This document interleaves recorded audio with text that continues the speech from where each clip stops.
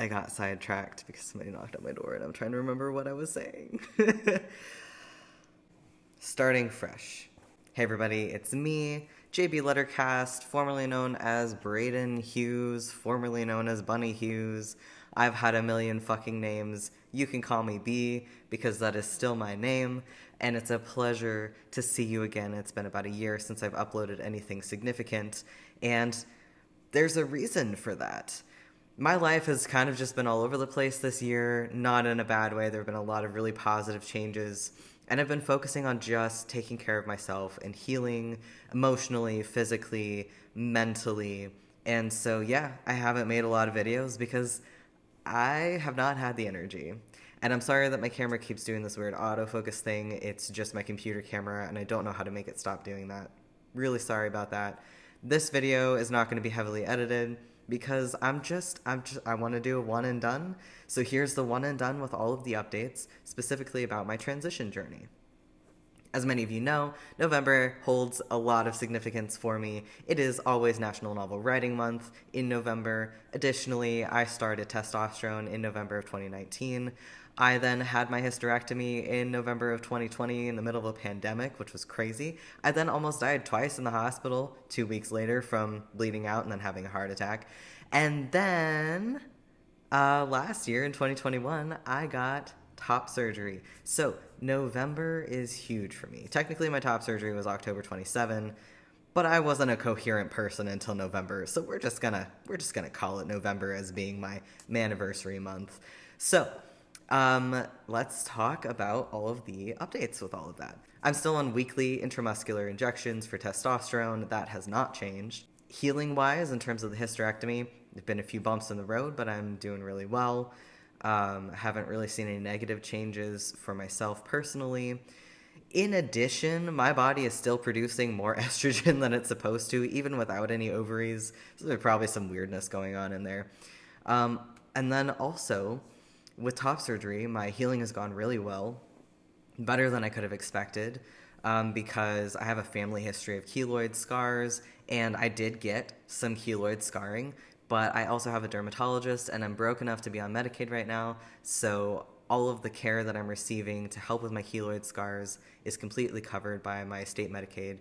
Super fantastic. So I figured I'd go ahead and give you guys a look at everything. I do want to say that you're not going to be able to see everything super well because I'm currently doing a long-term sort of ECG, EKG study. So I actually have a heart monitor and those various attachments glued to my chest at present. But do your best to kind of like look around that to take a look at my results. If you do not want to see me shirtless, click away. It's only going to be about 30 seconds. I'll put a timestamp for when I've got my shirt back on. All right, so like I said, we are 1 year post-op. The scarring is pretty significant. This is, I've already received one treatment for the keloiding, so this is already looking better. This nipple looks oddly shaped because of the keloiding on top of it, but it actually is equal to this one over here, which also looks a little bit weird because it's got some keloiding down here. So they look a little bit like googly eyes. Once my treatments have kind of set in, things will settle down a little bit. But yeah, the scarring with the treatment so far is not terrible. And then I also had lipo in addition to my top surgery. That is going really well. There's nothing super crazy with that. They went in through some spots down here. I think they even reused some of the holes that were used for my hysterectomy. So there's, like I said, nothing crazy. And actually those did not scar super crazy, which is really nice. And that's really it. In terms of updates on my transition, my voice has kind of stayed the same. I haven't really noticed it deepening too much, but it could just be like doing that sort of like slow over time sort of like deepening thing. I'm having facial hair growth. I don't know if you can see, I've got a little bit of a mustache going on. And then I have been growing my hair out because I will eventually become a working stiff once I complete my degree, and chances are people are going to want me to cut my hair, so I figured why not give it a chance, grow it out. Obviously it looks crazy right now because I've had it in a ponytail all day, but that's about how long it is. And it's I don't know how well you can see it, but I've got some green in it, kind of nice little swamp witch green going on. And actually, I've decided as of this morning that I am going to grow out my sides as well. And now is the time to start doing it, I think.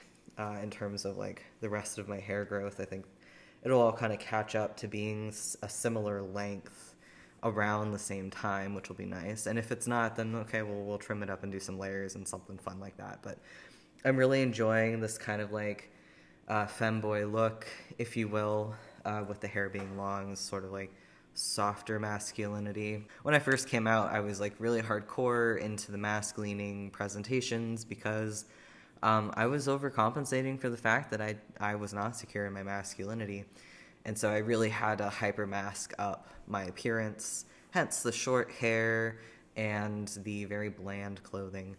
I've shifted into being a lot more comfortable expressing feminine aspects of myself now that my transition has gotten to the point where I feel like is a good plateau for me to sit at for a while. I do plan on doing some bottom surgery stuff, but that is quite a ways into the future.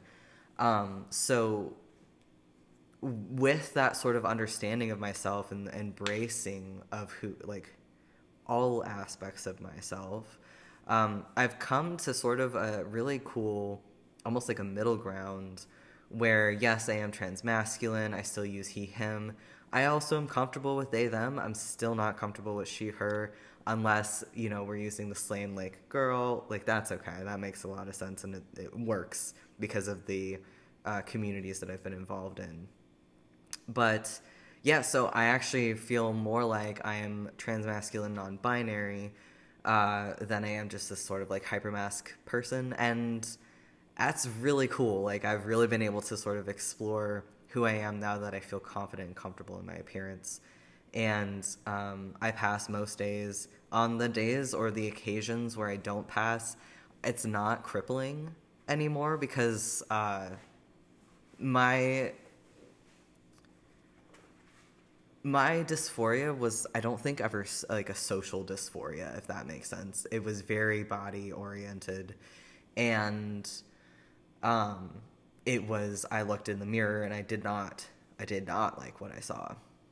Now I look in the mirror and I'm like, damn, who's that hot guy? And then I can, you know, put on something a little bit more femme-leaning and go out in public, and I'll get misgendered sometimes, and I'll just be like, okay, like, it's funny to me, as opposed to like crippling, which is fantastic.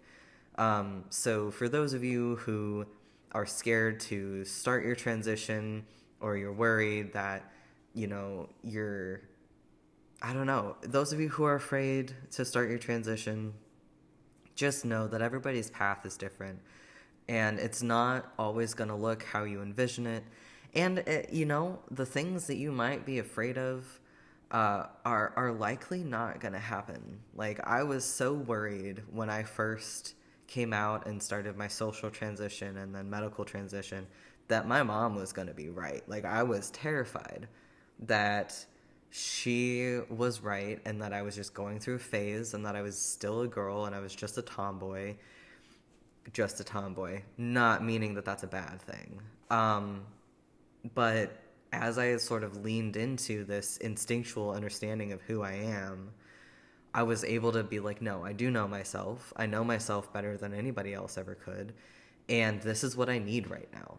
And I needed at that time to present hypermasculine. I needed at that time to really strictly enforce pronouns and name and all of these things in order to build up my own confidence and feel comfortable in my own skin, because I was very vulnerable and I was very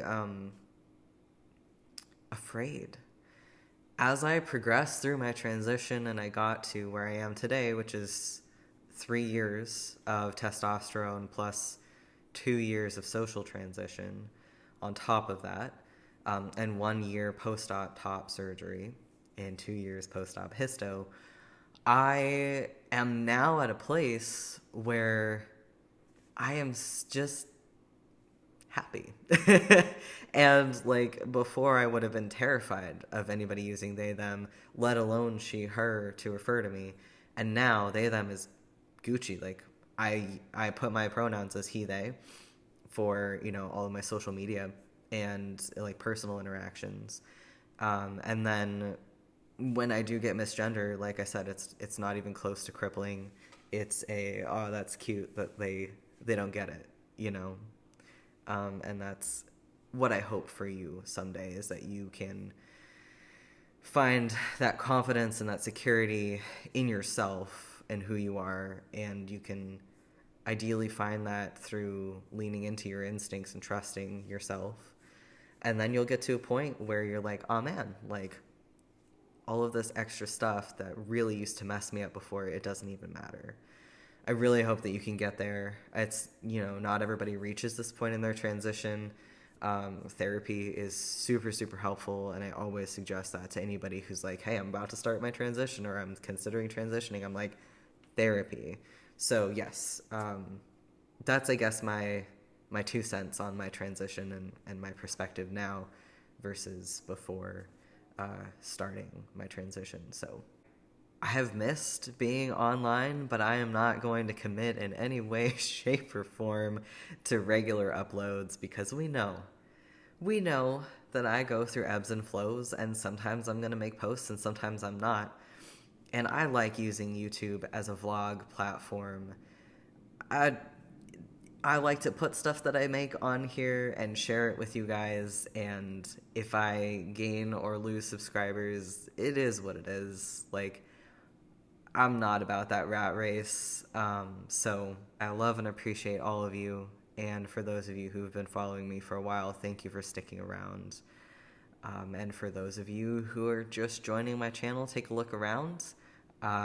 Most of the content that I've uploaded over the past, 6 years has been cleaned up and deleted, because a lot of it was just me venting, just being messy, and the stuff that I've left is stuff that I hope is really helpful to specifically people who are transitioning, or to authors who are wanting to, you know, write, I guess, and read other people's books maybe.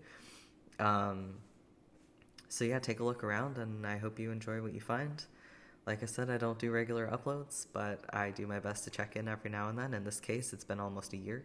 I'm really active on TikTok. Short videos are really easy to make because you just press record and then you hit send, and that's kind of how it works. I'm also relatively active on Instagram and Twitter. I'm barely active on the Facebook, but you can find me on all of these social medias at the handle @ilettercast, because I'm an author, and that is my pen name, is JB Lettercast, and I write books. And I think I want to talk more about that on this channel, in that I am more than just a trans person. I also create really cool content for you to read, and you can do it through ebook format, you can do it through paper format. I am working on figuring out how I want to go about putting stuff on Audible, because audiobooks are the best way to read, if you ask me. Yeah. If you like what you saw today and you want to see more, hit that button down below, subscribe, become a member of the Jackalope Tribe, and earn your antlers. And don't forget to follow me on all of these social media platforms @ilettercast. And feel free to subscribe to my newsletter, where I send out a newsletter to your email at no frequent intervals, occasionally every week, occasionally once a month. Sometimes it's like 3 months in between newsletters. Because I don't always have a lot of updates to share. I talk about my books, upcoming projects, reflections on life, and I also send out opportunities to access fantastic content from indie authors for free and discount. That's what my newsletter is for, and you can subscribe to that just through ilettercast.com. Also on ilettercast.com, let's just fucking market the whole thing, do the whole damn plug. Also on ilettercast.com, I have a blog where I post with no frequency whatsoever about all kinds of random stuff. I also post links to my book trailers, which I try to upload one every couple of months. I have to go, but thanks again for watching, and I will see you next time, whenever that is. Peace.